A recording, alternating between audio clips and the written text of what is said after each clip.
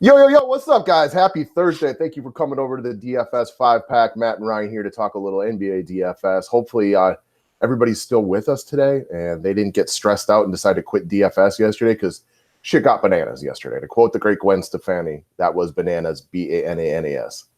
Yeah, man. I don't know. It was a rough night over here from not seeing green, even though my lineups were on point, just not good enough. Was up real early this morning. Went to the gym, feeling good now, ready to crush it, ready to put this bad streak behind me and crush it. Yeah, I'm actually making Matt play a cash game today because it is so much easier to see green when you play cash games. It's one of the nice part about them. It's hard to really keep your confidence down for too long because even a couple times a week, you should end up, just working your way into the green. Yesterday, like we said, though, it was crazy. It was the day of the pivot. We did our public video early. By the time we started doing like the private video for the only members, like most of what we talked about was obsolete. When we were almost done with our private video for just our members, the John Wall news comes out and now everything is obsolete. So we all start setting our lineups and you think where all the value is because there's so much value on Washington. Then all of a sudden it's like, boom, Nurkic is out. Okay, now you got to insert Randall. Then right after that, you find out Dennis Smith Jr. is out. So JJ Barea becomes a thing. Then you find out Chris Middleton is out. So, man, there was a lot to handle yesterday. Hopefully most people were able to come out relatively unscathed by all the pivots that needed to be made. But it was crazy. We haven't had a day quite like that in some time.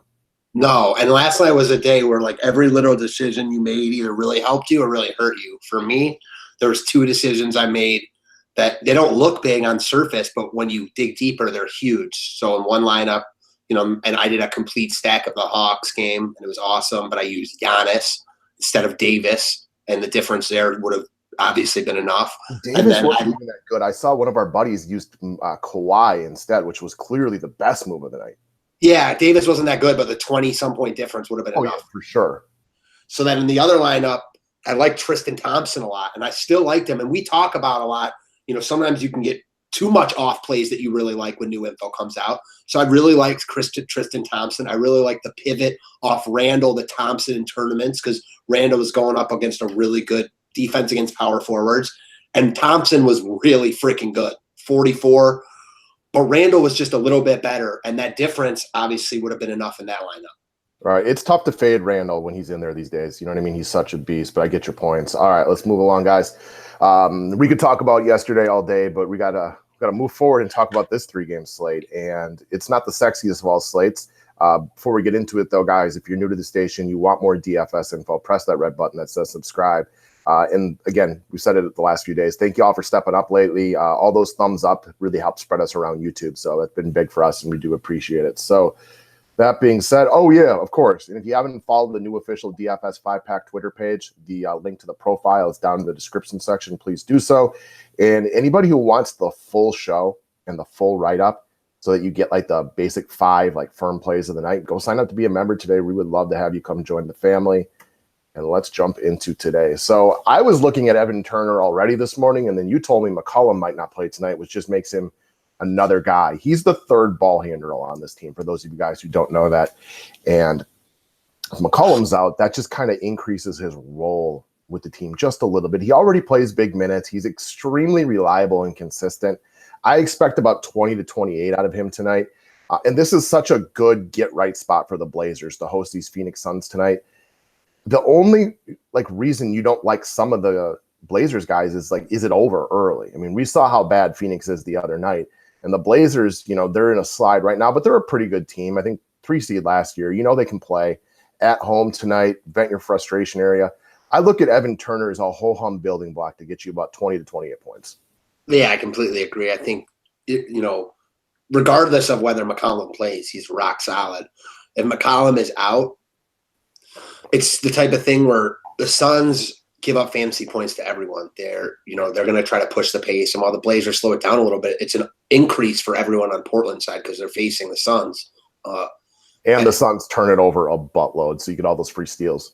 And he's good with stuff like that. So it's hard not to at least take a long look at him. And cash games at that price, I think you lock him in. And in tournaments, I think you can do a lot worse than 4-2 than Evan Turner at 4-2. I'm also thinking that tonight's another night very similar to 2 nights ago. I think 300 does damage in GPPs this evening. I don't see this as a major upside game. Like, I love what Lillard will be able to do against the Suns, but when Lillard doesn't close, like you saw him the other night when we talked about him and playing him and why it was a good play against the Mavericks, part of that thought process was like it was supposed to be a close game. So I like what Lillard will do, but I'm afraid Lillard only has to do it for 2.5 quarters. I mean, we know how bad the Suns can be right now. So there is some. It's a weird slate from that perspective, and I do think 300s are going to be a real good score. Whereas, like you were talking about, 300 was shit last night. I think it'll be real good tonight. I could see that. I think a lot of people will look at it like that, and I will say Lillard has had some monster games against the Suns, even in blowouts. Monster games, and that's why I think his efficiency standpoint per minute will be awesome. But it's hard to pay off your price if you don't play in the fourth quarter. Do you need him to pay off? Well, I get your point wholeheartedly. And Depends what, especially with other guys, that are expensive, you probably do need him to at least come close to paying off his price. Exactly. All right, moving along next. So you want to talk about Nurkic, and I mean, again, for all the same points we just talked about, his potential upside is huge right here. You're only worried with anybody are they out there in the fourth quarter, and that's about it. So the only thing I'm surprised that you don't have up here is, like, I hate Nurkic. So for me to want to talk about Nurkic and bring him up on public video, that should say a lot. This is probably, well, there's a couple matchups I'd play him in. This is at the top of the list with Brooklyn and Sacramento. Really the only times I would play him because he's too inconsistent from years past for my liking. That said, he's been really freaking good this year. This is a great matchup for him. I mean, he might be the first guy I'm locking in here. I could easily see him getting 45 DK points. The other nice part about Nurkic is he tends to open really strong for the Blazers. So a lot of his points, and oftentimes it's the Lillard and Nurkic show early on. And a lot of times you'll see CJ McCollum go ham in like the second and the third. So Nurkic is just he's not their closer. That's where the points go to Lillard and McCollum. So I don't necessarily need him to be out there for the last 6 minutes of the fourth quarter in order to pay off a type of value. We know how bad the Suns are against big men. Nurkic to be able to do damage against the Suns down low, doing whatever it is. He's a great rebounder and all the things that go along with it. So as much as it scares me to not have a fourth quarter, he's one of the guys that I think factors in less into that equation from that aspect. Agreed. Got to like those opener guys. And I wouldn't be shocked at all if Nurkic gets out of the first quarter with 20 DK points. Yeah, hopefully. I mean, I guess the way you're putting it, you need that almost. Well, he's good in the first quarter typically. He opens like it's usually the Damian and Nurkic show early on, and I could see them just doing damage early. All right, the other center I like a lot is going to be Clint Capela, and I think one of the things I'm probably known for from when you guys who watch this is the KISS method, keep it simple, stupid. Look at Clint Capela's game log. There's like rarely a bad game in there. I think 10 games ago, he dropped down into the 20s.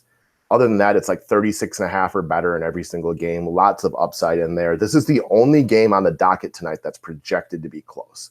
Now, it doesn't mean it's going to be the close game and the other ones will be blowouts, but I think, as Matt, you always say, Vegas is not in the business of losing money, and this is the only game with a plus-minus that's, under 5. The other ones are double digits. That does give it some DFS appeal from that perspective, the fact that they could be out there for 4 quarters. Capela is really coming into his own.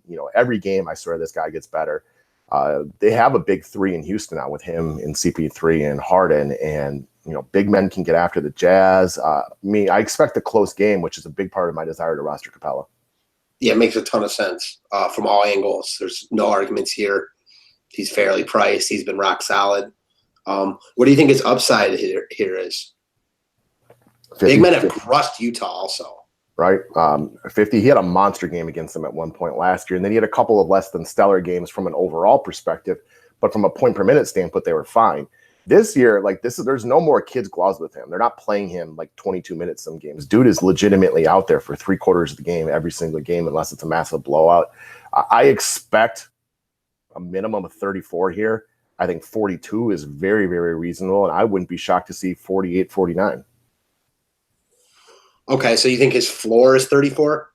Yeah, reasonably, unless there's a big blowout, which, again, I don't expect a big blowout. Vegas doesn't expect a big blowout. Doesn't mean there won't, but I expect the game to be close, and I think he'll pay you off appropriately for cash and possibly GPPs. And again, it may be like that tonight. Like cash value may just be fine for a lot of your plays tonight because it may not be anything close to last night. I actually feel like I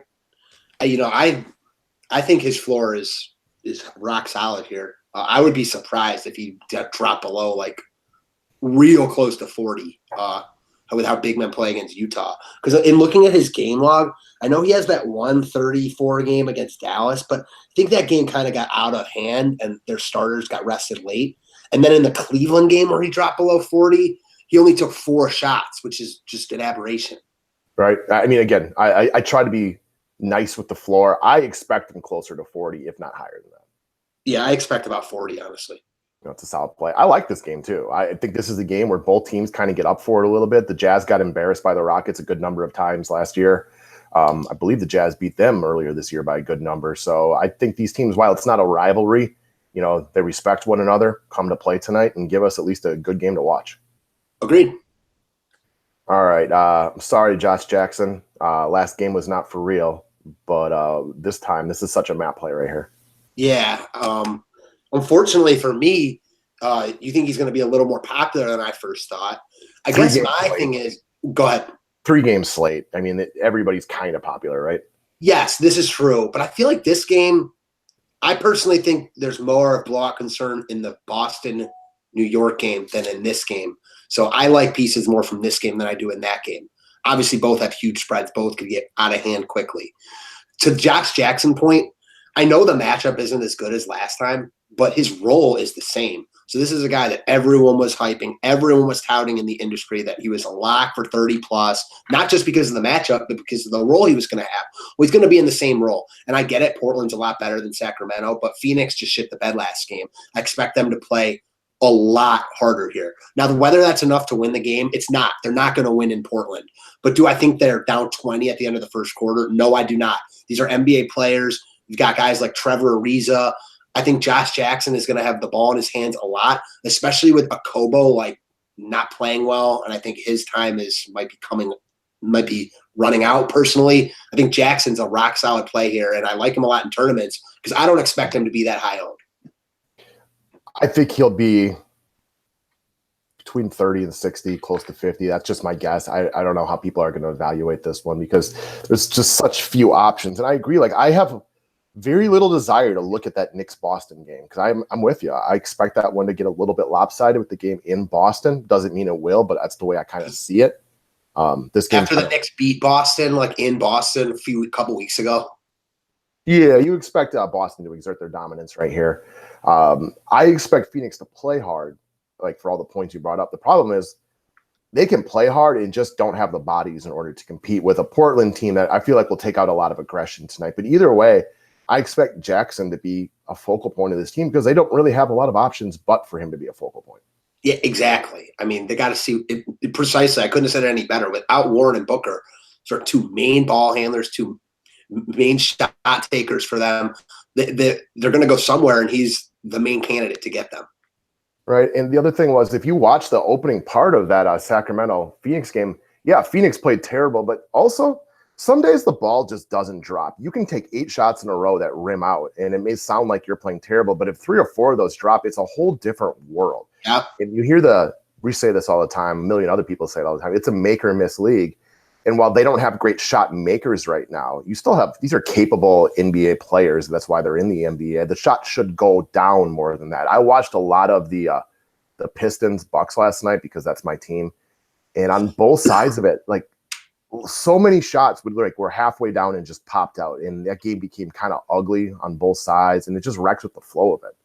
Agreed. And for a team like this, in their first game without those two guys after Booker had gotten hurt on Sunday and had to leave the game, that was the worst thing that could happen to them. It really just spiraled out of control.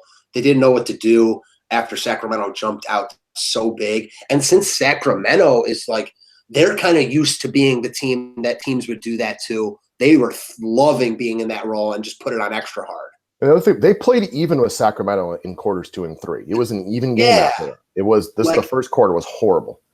Exactly. And I know Phoenix is bad. There's no doubt about it. They're probably the worst team in the league right now. But this is also a team among their 4 wins. They beat Memphis at home. So they're not the worst team in NBA history. No, they're pretty bad without Booker and Warren, but you should see their best effort tonight. Agreed. All right, guys. Thanks for watching today. If you'd like the full breakdown and the full show, go sign up to be a member. Come join the family. We would love to have you. Access to the private Facebook group. Daily shows are significantly longer. We cover everybody. We go through lineup building and stuff like that and talk strategy. Outside of that, have yourself a wonderful Thursday. We'll see you for some showdown NFL info later. I think we'll even get to regular Week 14 info as well. And I'll talk to you guys soon. Thanks, guys.